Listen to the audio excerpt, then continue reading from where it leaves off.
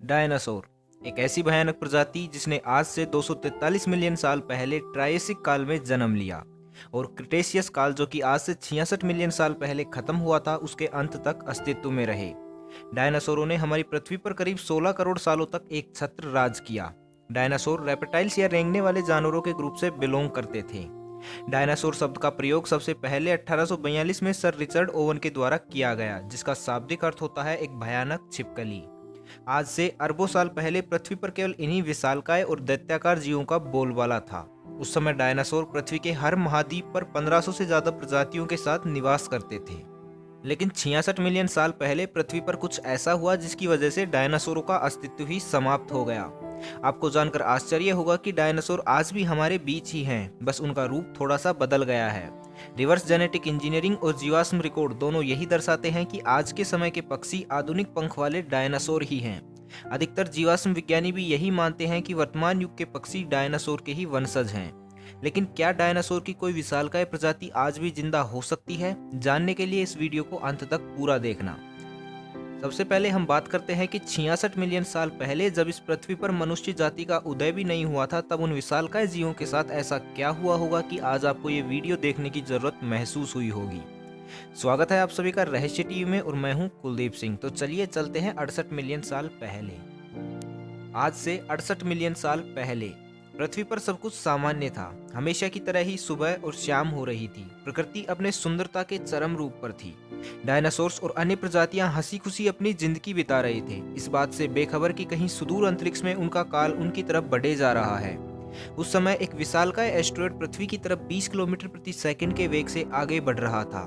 करीब 2 मिलियन सालों बाद, यानी आज से 66 मिलियन साल पहले, 2 ट्रिलियन टन वजनी और 15 किलोमीटर व्यास वाला वो एस्टेरॉयड पृथ्वी के बिल्कुल नजदीक पहुंच गया। कुछ ही समय में वो एस्टेरॉयड पृथ्वी के वातावरण में प्रवेश कर गया। पृथ्वी के वातावरण में प्रवेश करते ही एस्टेरॉयड वायुमंडलीय फोर्स के कारण आग का गोला बन गया। उसे देखकर ऐसा लग रहा था जैसे किसी दूसरी गैलेक्सी का सूरज हमारी पृथ्वी पर उतर आया हो। एस्टेरॉयड के पृथ्वी की सरफेस तक पहुंचते पहुंचते वायुमंडलीय फोर्स के कारण इसका डायमीटर 10 किलोमीटर तक रह गया। कुछ ही पलों में ये आग का ददकता हुआ गोला पृथ्वी की सरफेस से टकरा गया। जैसे ही ये एस्टेरॉयड पृथ्वी से टकराया तो उस स्थान से 300,000 क्यूबिक किलोमीटर अर्थ क्रस्ट तेजी से उछटकर स्पेस की ओर चला गया। इधर जमीन पर टक्कर की वजह से महाविस्फोट की स्थिति पैदा हो गई। ये टक्कर इतनी भयानक थी कि इसके 800 किलोमीटर के दायरे में तापमान 3000 डिग्री सेल्सियस तक पहुंच गया और 800 किलोमीटर के वृत्ताकार घेरे में आने वाला प्रत्येक जीव इससे निकलने वाली गर्मी और रेडिएशन के कारण तुरंत मर गया। ये टक्कर हिरोशिमा और नागासाकी पर हुए परमाणु बम विस्फोट से अरबों गुना ज्यादा शक्तिशाली थी। इस महाभयानक टक्कर के बाद उस जगह से धूल का एक भयंकर गुब्बार उठा। ये गुब्बार इतना खतरनाक था कि इसने कुछ ही समय में पूरी पृथ्वी को धूल के बादलों से ढक दिया। इन बादलों की परत इतनी मोटी थी कि इनको पार करके सूरज की रोशनी भी पृथ्वी तक नहीं पहुंच पा रही थी। लेकिन ये तो बस एक शुरुआत थी उस महाविनाश की जो आने वाले कुछ सालों में होने वाला था। एस्टेरॉयड के पृथ्वी से टकराने की वजह से पृथ्वी के सेंटर में एक भयंकर कंपन पैदा हुआ और अगले कुछ ही पलों में इस कंपन ने एक उच्च तीव्रता वाले भूकंप का रूप ले लिया। इस भूकंप की वजह से समुद्री इलाकों में उठने वाली ऊंची ऊंची सुनामी लहरों ने पृथ्वी पर जल तांडव करना शुरू कर दिया। इस महाभयानक टक्कर के कुछ समय बाद आसमान से एक बार फिर से आफत बरसने लगी, क्योंकि टक्कर के समय पृथ्वी के जो हिस्से स्पेस में गए थे वो वापस पृथ्वी पर एक आग के गोले की तरह बरसने लगे और दोबारा से एक महाभयंकर विनाश लीला की शुरुआत की। पृथ्वी के ऊपर से बादलों की परत ना हटने की वजह से तापमान भी 150 डिग्री सेल्सियस तक पहुंच गया। सूर्य का प्रकाश ना मिलने की वजह से धीरे धीरे धरती के सभी इलाकों के पेड़ पौधे मुरझाकर सूखने लगे। ऐसे में शाकाहारी डायनासोर और अन्य शाकाहारी प्रजातियों ने भोजन के अभाव में दम तोड़ दिया। अब बारी थी मांसाहारियों की। शाकाहारी प्रजातियों के खत्म होने के बाद डायनासोरों के सामने भोजन की कमी एक विकराल समस्या के रूप में खड़ी थी। भूख से निजात पाने के लिए डायनासोर के एक समूह ने दूसरे समूह पर हमला करना शुरू कर दिया। जो ज्यादा ताकतवर होता वो दूसरे को मारकर खा जाता। करीब 1 साल बाद डायनासोरों की 70 से 80% प्रजातियां खाने और पानी के अभाव में विलुप्त हो गई। बाकी बचे हुए 20% डायनासोर भी अपना अस्तित्व बचाने के लिए एक दूसरे को अपना शिकार बनाने लगे और कुछ ही समय में डायनासोर पूरी तरह से विलुप्त हो गए। लेकिन इस समय भी एक प्रजाति ऐसी थी जिसने अपने आप को इन सब हमलों और प्राकृतिक आपदाओं से बचा लिया और वो थे मैमल्स। उस समय के छोटे छोटे जीव जो डायनासोरों से बचने के लिए जमीन के अंदर बिल बनाकर रहते थे और यही मैमल्स आगे चलकर नई प्रजातियों के उद्भव का कारण बनने वाले थे। जिस समय एस्टेरॉयड पृथ्वी से टकराकर अपनी विनाश लीला रच रहा था, उस समय इन मैमल्स ने अपने आप को बिलों में छुपाकर उस विनाश लीला से बचा लिया। धीरे धीरे पृथ्वी पर खाने की कमी होती गई तो इन मैमल्स ने जो कुछ भी मिला उसी को खाना शुरू कर दिया। जैसे जैसे समय बीतता गया, पृथ्वी के ऊपर से बादलों की परत हटती गई। एक बार फिर से सूरज की रोशनी ने धरती को स्पर्श किया।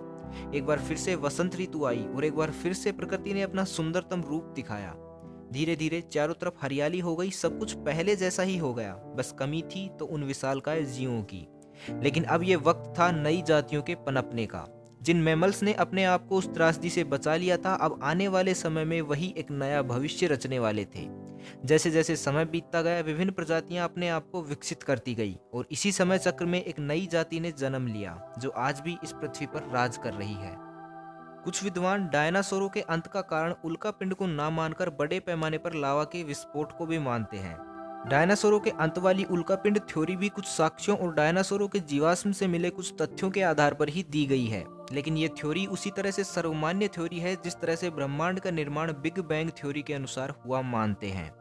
लेकिन किसे पता कि बिग बैंग थ्योरी सही भी है या नहीं। खैर, ये एक चर्चा का विषय है जिस पर हम भविष्य में चर्चा अवश्य करेंगे।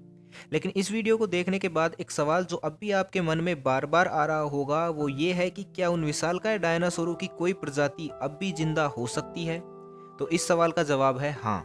आज भले ही साइंस ने इतनी तरक्की कर ली है कि वो स्पेस एक्सप्लोरेशन के क्षेत्र में नए नए इतिहास रच रहा है, लेकिन एक कड़वी हकीकत ये भी है कि आज भी हम अपनी पृथ्वी को पूरी तरह से नहीं जान पाए। आज भी हमारी पृथ्वी पर सैकड़ों हजारों ऐसे स्थान हैं जो अब भी इंसानों की पहुंच से कोसों दूर है। कुछ तो ऐसे रहस्यमयी स्थान भी हैं जिनके बारे में साइंस जानता तक भी नहीं है। ऐसे में हो सकता है कि उस युग के डायनासोर्स की कोई प्रजाति बड़े आराम से अब भी उन रहस्यमयी स्थानों पर विचरण कर रही हो, क्योंकि इस बात का इतिहास गवाह है कि बहुत सी विशालकाय प्रजातियों को साइंस ने विलुप्त घोषित कर दिया था, लेकिन वो प्रजातियां देर से ही सही लेकिन एक बार फिर से लोगों के सामने आई। अफ्रीका के विशाल घने जंगलों में रहने वाले आदिवासियों ने भी समय समय पर उन जंगलों में डायनासोर्स की तरह ही दिखने वाले विशाल और भयानक जानवर देखने का दावा किया है। इसलिए हो सकता है कि आज भी कहीं किसी आइलैंड पर या किसी घने जंगल में कोई डायनासोर्स का बच्चा उछल कूद कर रहा हो। कुछ लोग कह सकते हैं कि ये सब मात्र एक कल्पनाएं हैं, लेकिन आज से कुछ साल पहले ब्लैक होल भी तो एक कल्पना ही थी और आज समय यात्रा या टाइम ट्रेवल भी एक कल्पना ही है। लेकिन ये दोनों चीजें एग्जिस्ट करती हैं। तो बस आज के लिए इतना ही। मिलते हैं अगले शनिवार को शाम 6 बजे एक नए रहस्य के साथ। तब तक के लिए खुश रहें, मस्त रहें, हंसते रहें। भगवान करे आप सभी का दिन शुभ हो।